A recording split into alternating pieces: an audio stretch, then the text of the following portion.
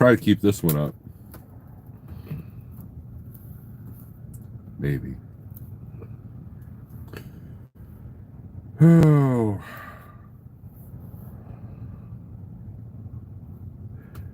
I hope that you are all in good places right now.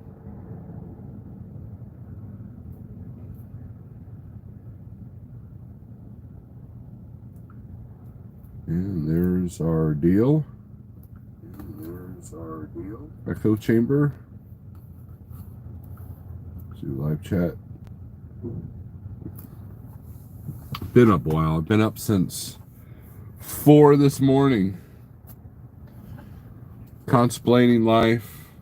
Mainly watching videos that I don't need to be watching.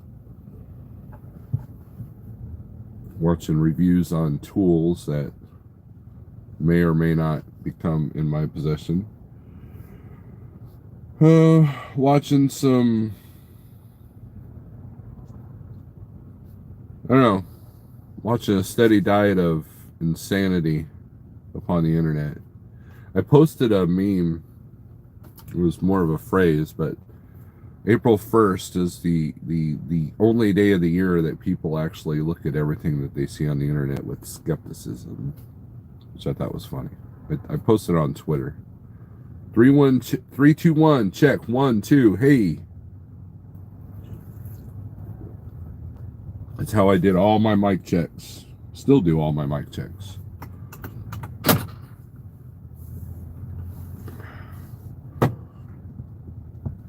Have I used the bolt cutter? Yes. That thing is awesome. But I might have to get new teeth for it because when about a month ago I had a flat, I didn't like their tire selection, so I went ahead and used the spare that I had. Well, pro tip, if you have something outside with the lock, maybe use a combination lock or cover that lock to where dirt and crap can't get into it, because he had to cut the lock. He tried using that and it wouldn't do it, so finally we got it, but had to cut my own lock that chained up the wheel or the tire. I still have a rim that I need to mount a tire, but when I change these drives out, there's going to be at least 1 or 2 drives that I'll save for spares. So, but yeah, it's really great. It's been kind of nice. I just go up that, it's done. It's pretty cool. Let's see if I can find it here. Oh, it's kind of buried. I cleaned up the truck a little bit yesterday. In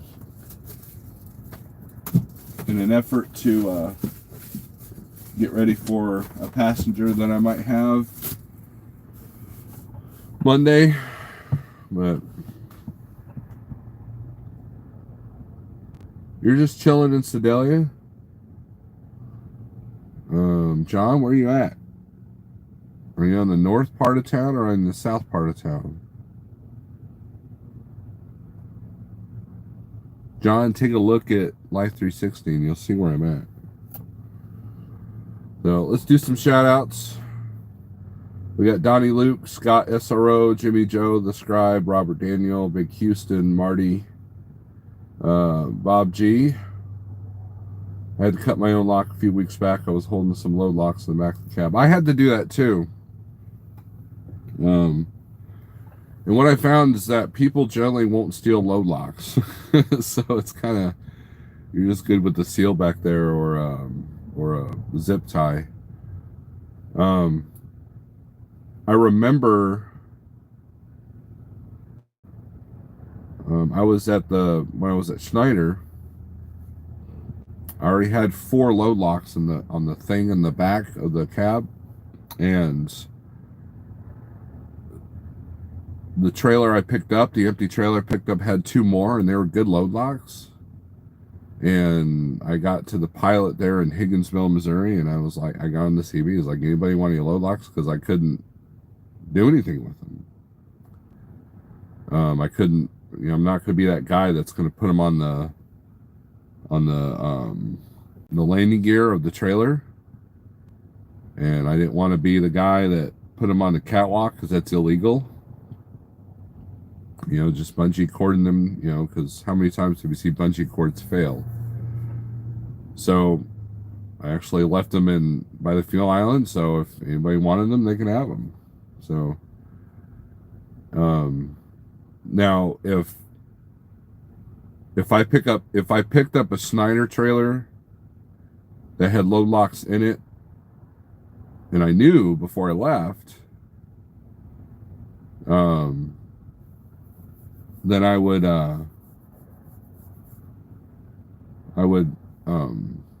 put them in another trailer. I wouldn't take them if I didn't have room for them. So you're on the north side then. I'm on the south side. Ratman Rodin, good morning. Just getting unloaded, then heading home for the weekend. Well, the load I bid, I didn't get the email saying that I lost a bid by a certain amount. I think that they pushed it up to Monday, which kind of sucks.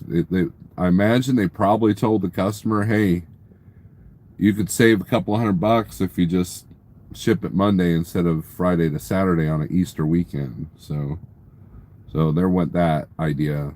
But I haven't looked at the DAT board yet. Looking at the DAT board sometimes can be pointless before 8 o'clock. DIY, how's it going? Now, I do know where there's a dry van trailer for sale. It's got wood walls and a metal roof. It's got air tabs on it, too. $10,000. It's a 2005 dry van trailer. This guy that owns this company here, he is selling it. So, if you're interested, get a hold of me or get a hold of Shane Ferris.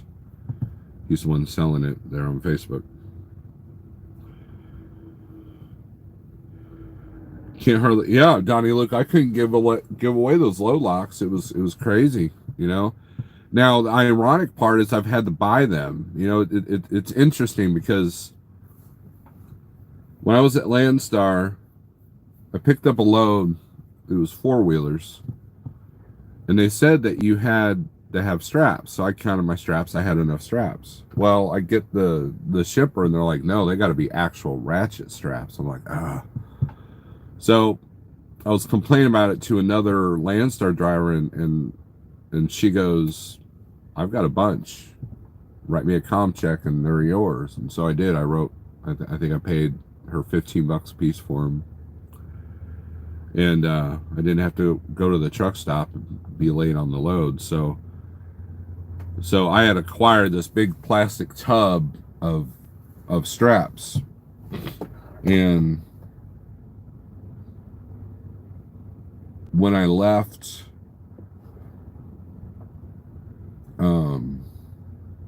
Landstar and went to Snyder, one of my Landstar followers was going through Springfield, and he goes, hey, he asked about straps. I said, well, I'll sell you some. So I sold, he gave me $100 bill for the bin and all. And then Schneider, I acquired a bunch because, they get put in your trailers and all that. And Schneider gives you 2 right off the bat in the orientation center there. And I acquired a bunch more, and it's like, but I've had to buy straps too, because again, I ran into the issue because I just had the pull straps, not the ratchet. Pull straps are good in a pinch, and from a safety DOT standpoint, every load that you do should have at least 2 straps or load lock on it, unless it goes all the way to the doors, or unless it's secured by an airbag, then you're good.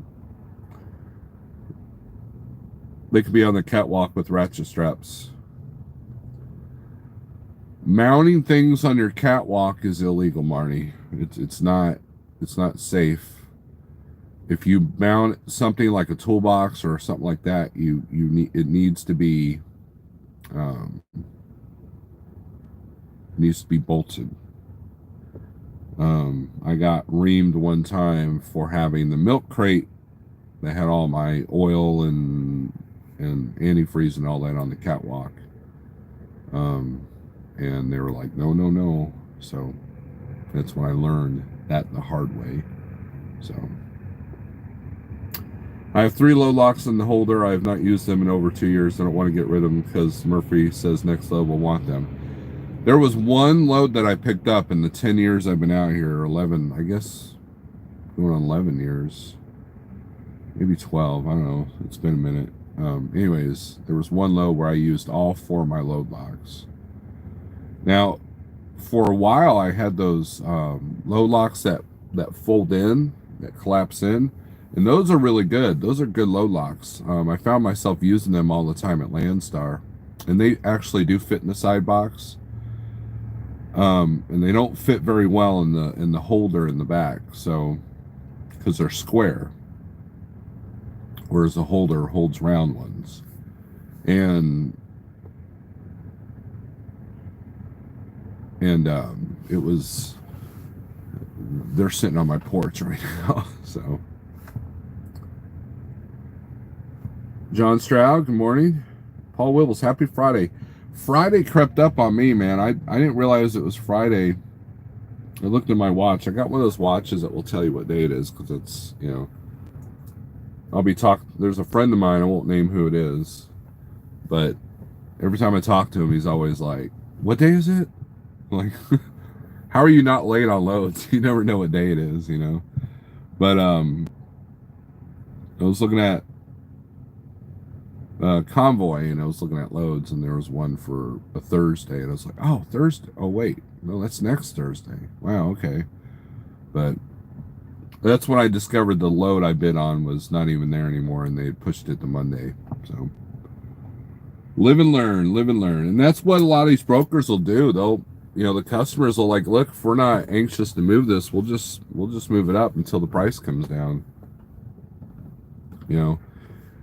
And that's why I see JIT going away eventually because it causes you to have to pay out the yin yang when there's more loads than trucks. So, but Eddie Drotar, what's up? Put them behind the cab between the side extenders. Well, here's the deal, Marty. I have 4 load locks in a rack that's meant for load locks. And I very rarely use them. I did have to bust one out about a month ago because they didn't leave me any room to put the ratchet straps, in the side, but it needed to be dealt with. Now that's the other thing. The trailer that I have is really good. It's got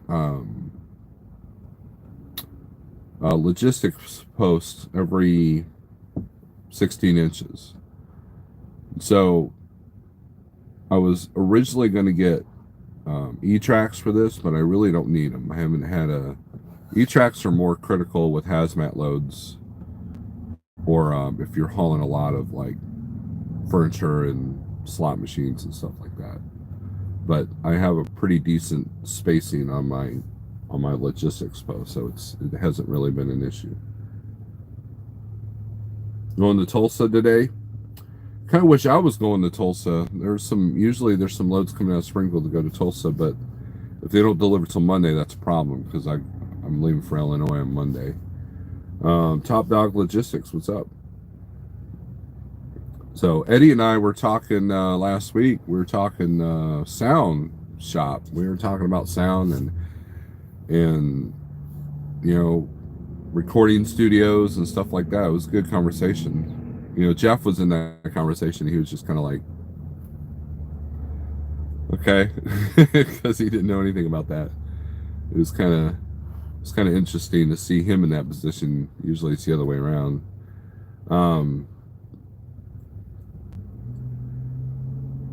That I've been kind of picky about that here lately. I've been kind of like like there was a video I was watching yesterday that sometimes when I'm sitting here, you can turn on the radio in the Kenworth. You don't even have to turn the key or whatever, and I'll listen to it on the stereo, and the guy would go from talking like this to really loud. So it's like, uh, then so audio is kind of an important. When you got so many podcasts out there with great audio, and you got the StreamYard and the other services that you can really get this professional thing going on, and people are going to be a lot more selective of what they watch. I think maybe, I don't know. I could be wrong though.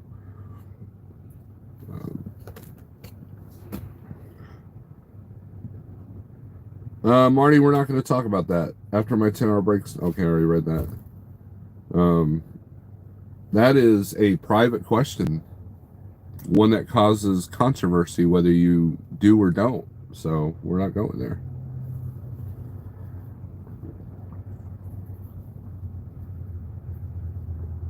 I like how it's kind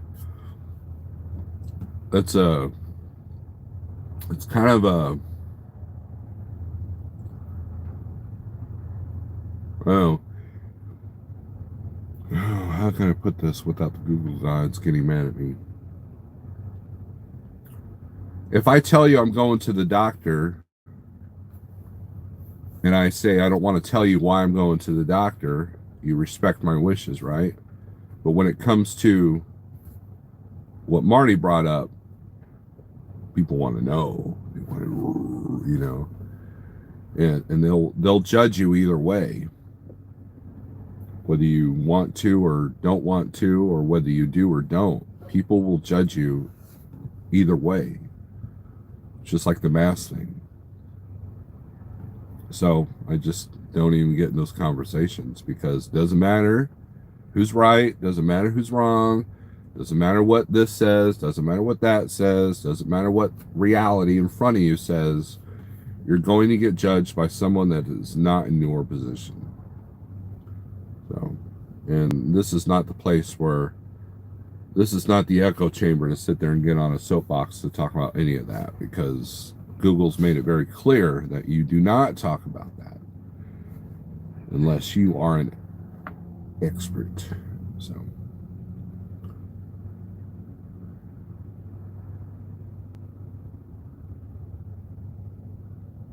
thanks, Snorelord. It was pretty cool to reminisce. Yeah, the wife and I were talking about the band stuff yesterday afternoon, or yesterday evening, I guess. And the thing with the band stuff is that after Apnea was done, and that was ended by me, my wife had joined Apnea as a bass player and vocalist the last, I don't know, 4 or 5 years, something like that. And so when it was time to do a new band, obviously she's the choice, for bass player. And so she's on the Great Ruiner album. She's on that album. And she also did guest vocals on a bonus track on the Tempest of Eternity album. And we were talking about, so what we did is we formed a band called Sulk, S-U-L-K, because I wanted to go in more of a Sabbathy, doom kind of direction. I don't think I have any more rage left to play or sing death metal, but I definitely have something. So, creative bone or whatever. And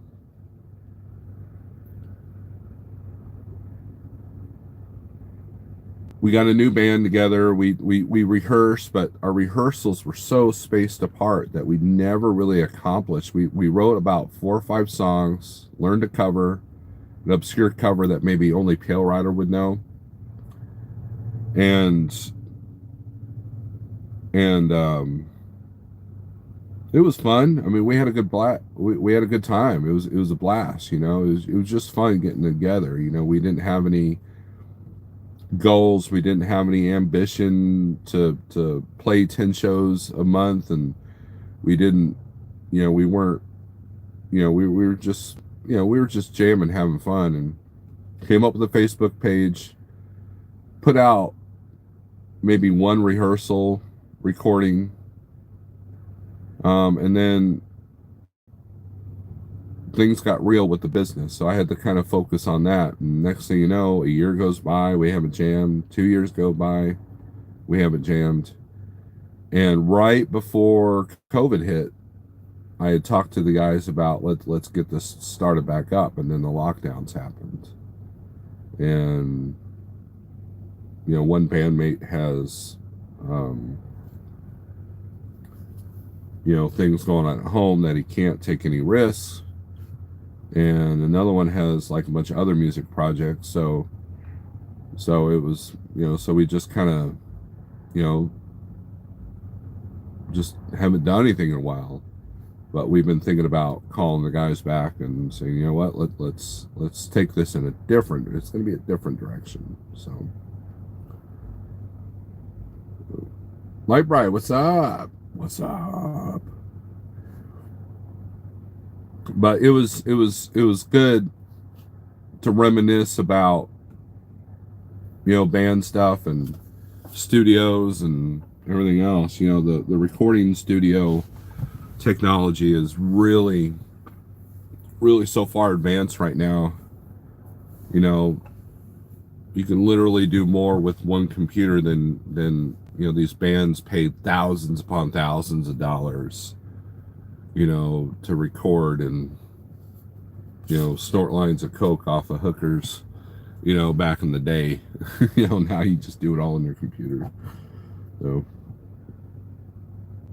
would you rather get loaded on a Saturday or deliver on a Saturday? Well, if I'm working the weekend, it doesn't really matter. I'd rather deliver on a Saturday than go home. When you deliver on a Saturday, though, you open yourself up to, if you're not in an area where there's no freight that picks up on a Saturday, then you're screwed. If you go to pick up and the load cancels, and you're going to pick up on a Saturday and there's nothing around the area, then you're screwed. So either way, it just depends on the area that I'm in. If I'm in Ohio, Illinois, Indiana, finding Saturday freight, it's not going to be a challenge. If I'm in the middle of, say, I don't know, Sedalia, Missouri, there ain't squat on a Saturday. Usually your shippers that ship on Saturday are Procter & Gamble, in Niagara Water, a lot of these places that are 24/7. But like your basic warehouses, they're not going to be open. And if they are open on Saturday, it's like until noon or something like that. So I try not to put myself in that position, Marty. Marty, you asked me a lot of questions that are hard for me to answer because I don't put myself in those positions usually. The weekend thing can be tricky in the spot market because now at Schneider it was easy because you can drop and hook. There were loads where the warehouses were closed on the weekends, but you go up, you drop your trailer, pick up the new one, pick up the bills in the mailbox, and you're out. So you weren't trying to do a live load or live unload on a Saturday or Sunday over there. But so it just depends on the situation. That's not a one answer fits all. Today is Good Friday. It is. Southbound Jay, what's up? Jason, I forgot to call you back yesterday. I saw that you called. I get, like I said, like I've told everybody else, I get 1,000 phone calls and I forget who I need to call back, and I space it a lot of times. So don't ever take it personally if I don't call you back. Please. If people did that, I wouldn't have any friends. So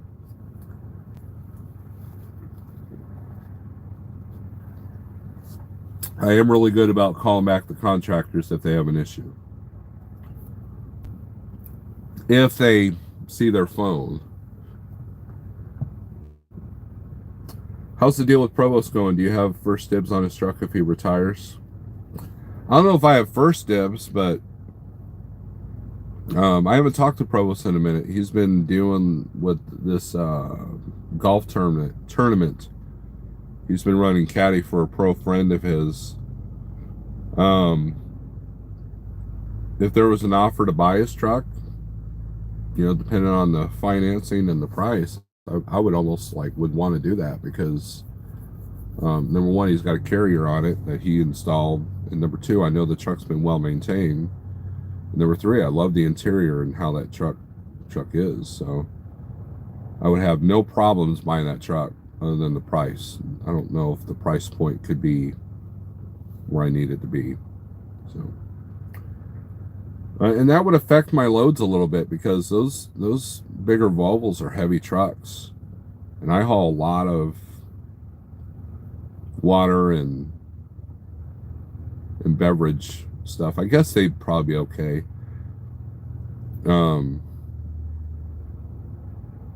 Very rarely have I hit 79,000 pounds on this truck. This truck is fairly light. I know exactly how much it weighs if I remember where the scale ticket is. I highly recommend if you have a truck, if you can, fill up the tanks full of fuel and weigh it empty with an empty trailer, and see what your beginning weight is. That way you can kind of know what you can handle. Because sometimes you'll come up to a place and the bill say 46, and you're like, but then you realize you can haul 46,000. Is it fun? No. Especially if you're in like Pennsylvania or Washington or someplace like that.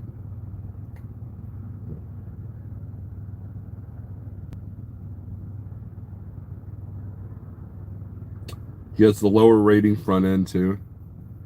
Oh yeah, the you can't be 13.2. Is that what you're talking about, Dutch? That is important. I think the most that is on my steer axle is 12.1 at times, but I keep my tandems, or not my tandems, my fifth wheel pretty, not far back, but if you look at the fenders, they're about that much from the front of the trailer, where some guys have it snug, the front of the trailer snug with those for fuel mileage. I don't do that. I don't even know if my fifth wheel will slide if I wanted it to, because if you can't get it legal how my truck sits, then I don't want it. But again, very rarely do I put myself in those situations. Now I did have a 660 that I was showing off in my video last night from my old channel, and that thing was 13.1, 13,000, 12.9, 12.8 all the time, and it eats steer tires like crazy. And my Peterbilt was like that too. Well, I love it when I'm heavy and the closest scale is 30 miles away. Even better when you got to adjust everything to make weight. Eddie, there was when I was being trained, my trainer and I, we picked up a load in New Orleans, load of plywood, finished plywood, like real nice, like wood paneling stuff. And they wouldn't let you use the on-site scale. And we were going to the pilot 30 miles away every single time. And by the fourth time, they finally let us use their scale to get it right, because they just could not get it right. And even then, we had to break down a pallet of plywood and move it to the back of the trailer. It's why I don't do well with lumber companies, because it usually ends up like that. Now, that's why I also got the right way system. I got it in the truck and I've got it in the trailer.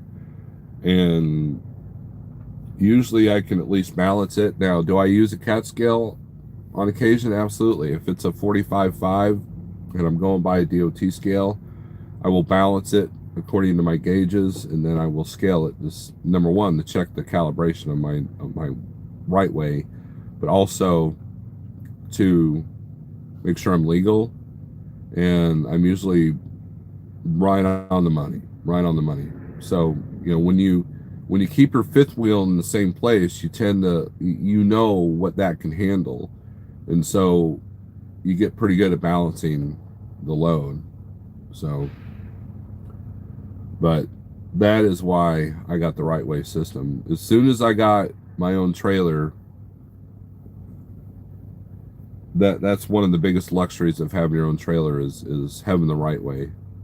So, because even if you're at like Prime where they put the right way on all their trailers, you don't know how good that calibration is. You get an idea, but you don't know when the last time that was calibrated or the calibration was checked. It's not like something that they can check, because you got to be under heavy load to check calibration.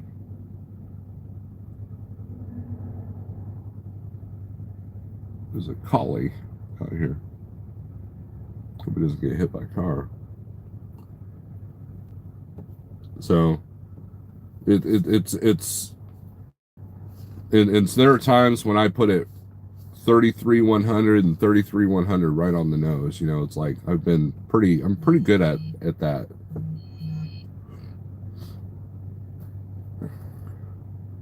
I have a formula that works, and if you don't have the 41 marked on your trailer, I suggest getting that done, because that is, I don't count holes. I don't really want to, the only time I count holes is if I got to move something like 1,000 pounds, then I'll count holes then, like how many I have to move, and I'll use kids sidewalk chalk.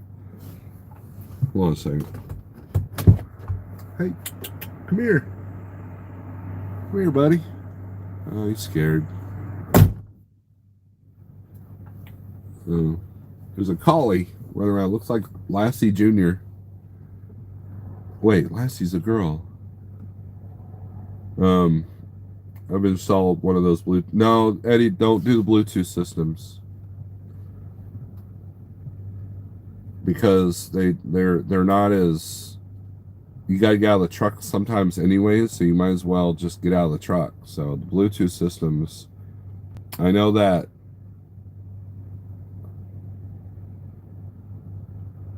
one of our guys had the Bluetooth. I want to say it might have been Gear Grabber, and it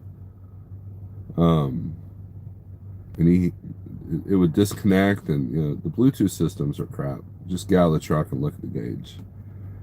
It's all analog. So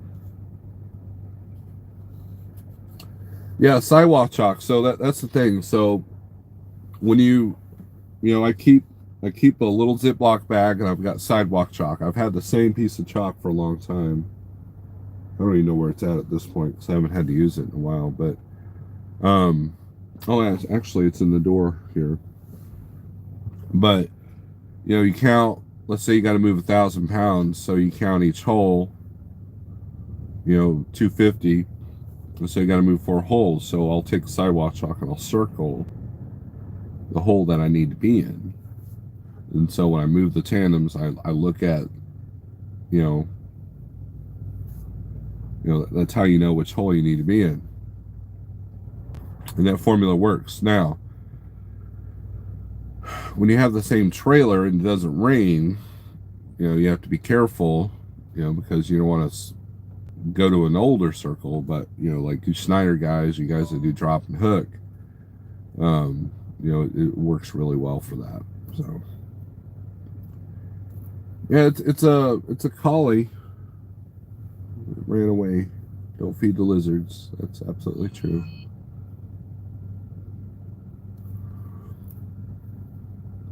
Great Freight Sage Logic has been a YouTube making machine. Good morning, sir. How are you?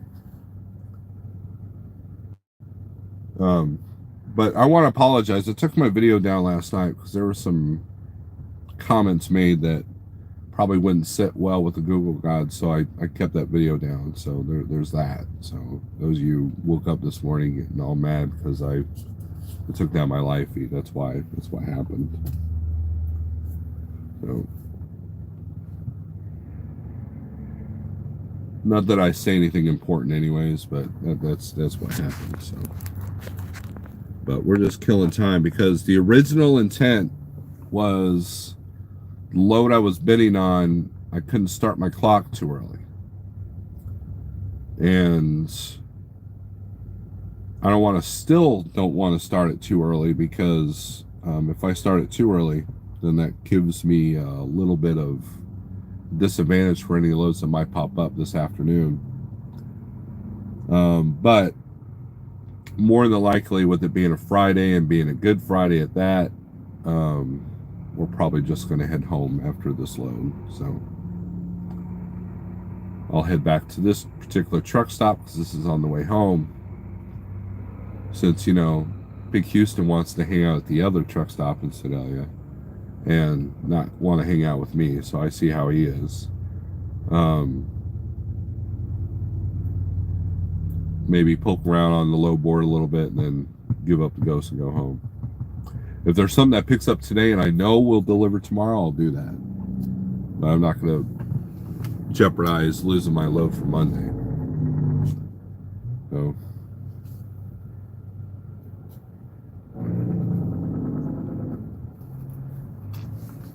here, I'll show you the dog here. There she is. I don't know if it's a he or she. There's the collie.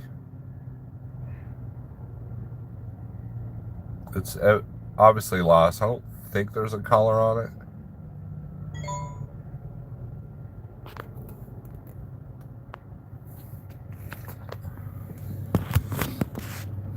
Let's see if it'll come to me. No, I don't want to spook it. And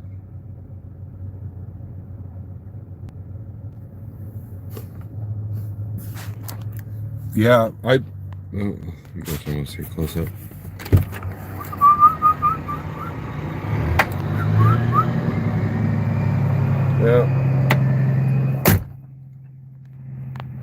Yeah, it's obviously lost. My dad used to show and breed collies. I love collies. They're high maintenance though with the fur. You got to brush them out. My mom for a while had a pure white, except for one spot, collie. His name was Boomer. He was a good dog, but the best collie I've ever had was a dog named Rusty. And we got him shortly after we moved to Springfield. Now having a collie in Phoenix, that's a lot of maintenance because they're very hot. They drool a lot, but I love collies. They're very smart. They're great dogs because they know how to be aggressive when they need to be.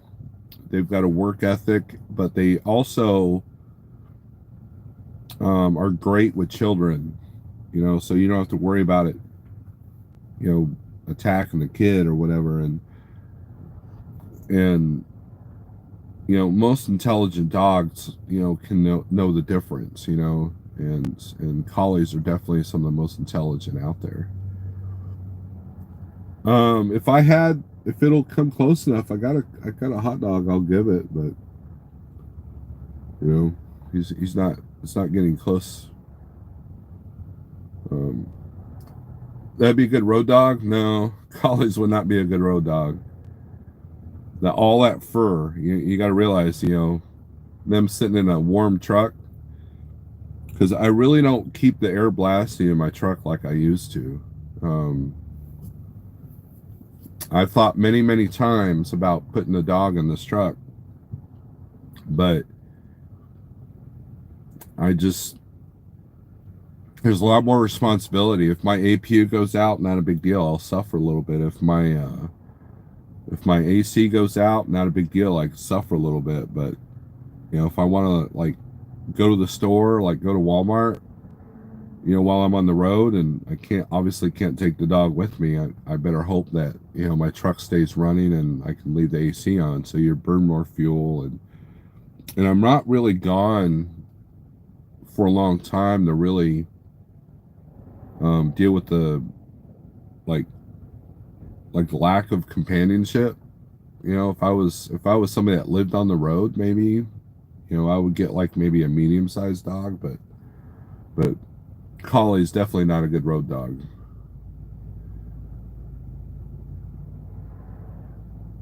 I'll be home all week. Kids are on spring break. I'm going to hit it hard next week.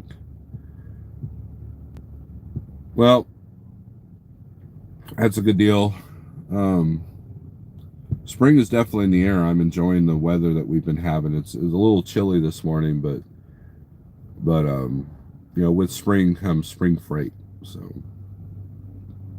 volume should still continue to be good for a little bit. So, but with all the trucks running around, that dog's probably freaked out, and obviously it belongs to somebody, so. But there was a dog running around, looked like it was a lost someone's road, truck dog was running around the truck stop I was at the other day. No one could get near it, so couldn't imagine losing your dog on the road. Let's say you wanted to walk it and you're on your 30-minute break and you got to go, or else you're going to be late on the load, and and dog runs off, and now you can't do anything about it. Speaking of dogs, let's talk about that a minute. So there's been this disturbing trend of people getting shot for their dogs. There are people in California that are walking purebreds, and they actually get robbed at gunpoint for their dogs. People are literally shooting people to steal pets.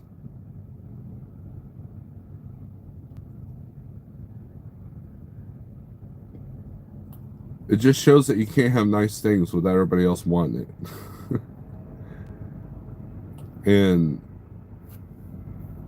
But can you imagine? That's the world we live in right now.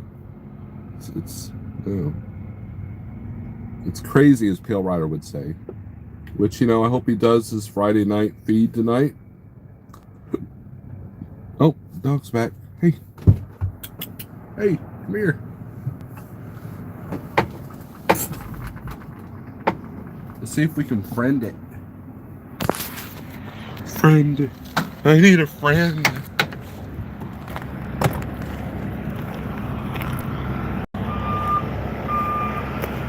Where are you? Hey.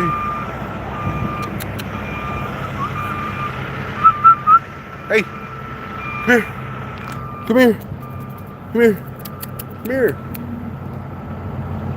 Come here. He's like, that's a whole lot of nope, sir. Oh, well. That's a whole lot of nope. Hey, check it out.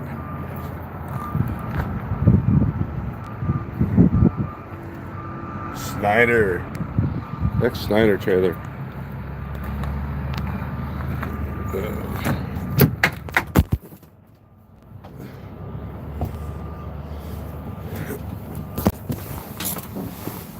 Oh well, the dog has no interest in being my friend. That threatening look probably doesn't help me. Good morning, John. How about a cat on the road? John, the Dooner Livingston had a cat on the road. It had some good video, but he also said it was probably not the smartest decision he's ever made in his trucking career. Again, I'm not gone long enough to really require companionship. I imagine the cat box would be a challenge. Look, here's how I look at it, okay?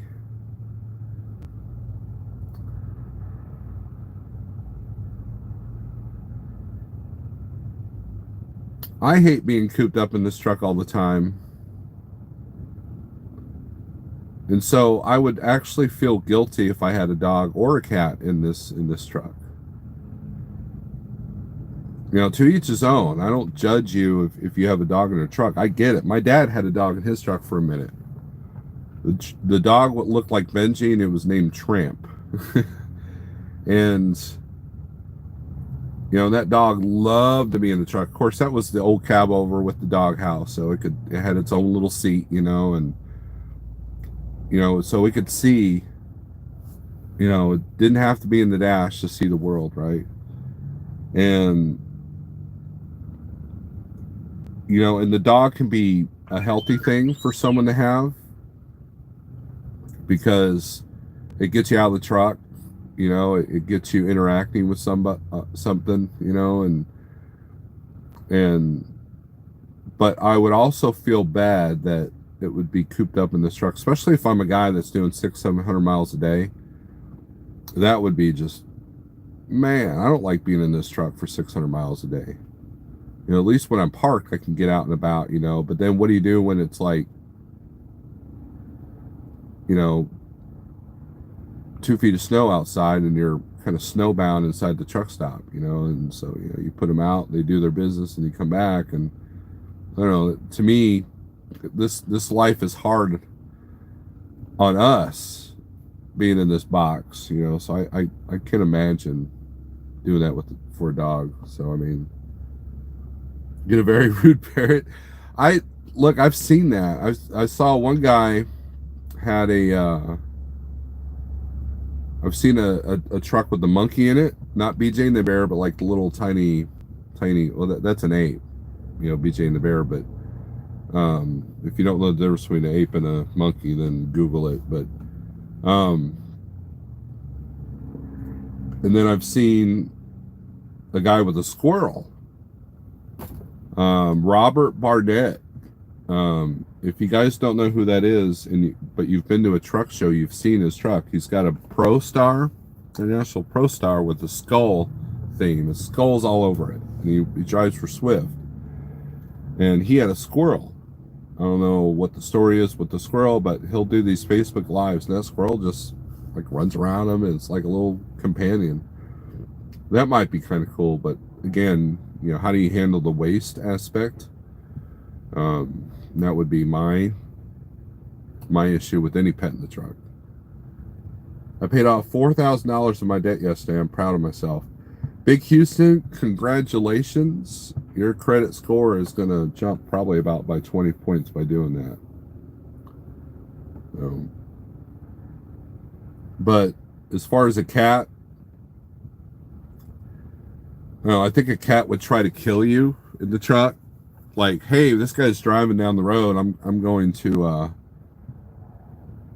bump his foot pedal or his gas pedal or jump in his lap while I'm trying to, because cats love to jump on your laptop if you're doing computer work. They love to jump on your magazine if you're reading the magazine. They love to jump on your book if you're reading the book. So imagine if you're driving, they're probably going to want to jump and try to drive with you. So that could be dangerous. Lugnut, what's up? Peace.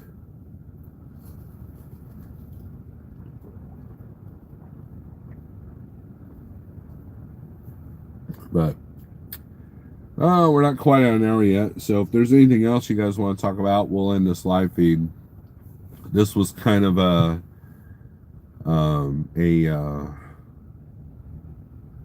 redo of last night for the video I had to take down.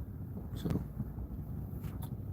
a team truck with a bunch of cats. I've actually seen that. Not a bunch of cats, but I know that there was at GATS the last year I was at GATS. There was one truck that literally had 5 little wiener dogs in the truck. It was funny because they were all like, you've seen those pictures of the goats on the mountains or on the overpasses or in various places. That's what it reminded me of, because they had the visor on the windshield, but the dogs were like spaced between the visor and the windshield. And it was kind of funny. It was, I don't know if I got a picture of that or not, but and then there was a lady that was running that short stuff, the Joplin and Roger stuff with me and James Best guy, and she had like 3 dogs that were literally like crawling all over her while she's trying to back her truck up, and it's just like, might explain why you have a bunch of dents and scratches on your truck. So And then when I was at Transland as company driver, they didn't allow us to have pets in the truck. So eventually they changed that policy because they realized that there are a lot of people that live with their dogs. Like John Armstrong, he's got his dog. Daniel Adami's got his dogs. Triple T's got his dogs. And you have really good drivers that just like to have a dog on the road. You know, and you don't want to, you know, you need as many good drivers as you can possibly get. Yeah, Dutch, there's one in Florida, I believe, coming up, but that's more of an outdoor, like kind of like GBAT's Guilty by Association Truck Show in Joplin. It's an outdoor thing. But even then, they're afraid of the congregation. They're afraid of us being all close to each other. You know, it's okay if we're at Walmart to be close to each other, but God forbid you actually enjoy yourself. Perish the thought. So, get a stuffed red chicken and put it in the other seat of your truck, LOL. There's only one red chicken, Big Houston. Only one. One. So, he's asleep right now. He knows where I'm going, so he's not too happy about it. So, those of you who know Sedalia, you probably know what I'm talking about. But if there's nothing else, guys, we can end this live feed. I appreciate everybody coming in. I hope you have a good day. I hope you enjoy the beautiful weather if that's what you got. Don't lose your dog, especially if it's a full purebred collie. Don't get shot for your dog, especially if you have a purebred designer dog. If you have a cat, don't let it try to kill you. If you're getting home for Easter, I hope you have a good Easter. If you are running because it's a holiday and everybody else is a peasant by going home for the holiday and I'm not, and so I'm going to profit off it, I hope you have good profits. And I just, you know,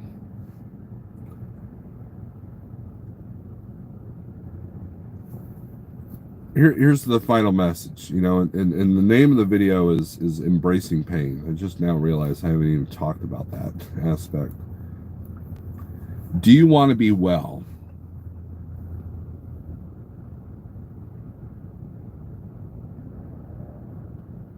If you're dealing with some stuff, is it easier to dwell in that pain, or is it a chance for you to rise up and improve on yourself? That's the question you have to ask yourself.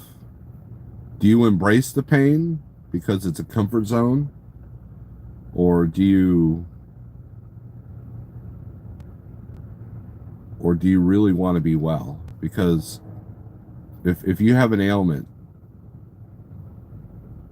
and someone said, I can cure all your ailments,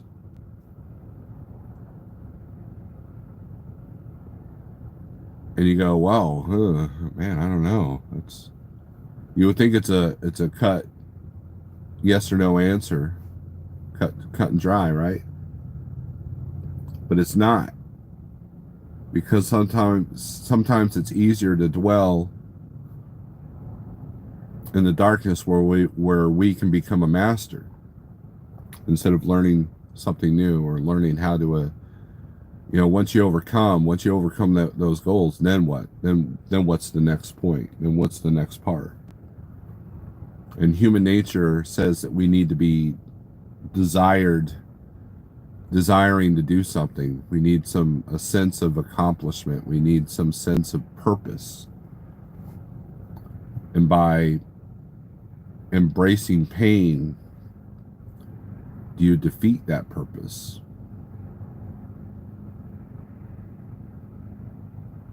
That is the question. Do you want to be well? Only you can answer that. I can't answer it for you. Peace.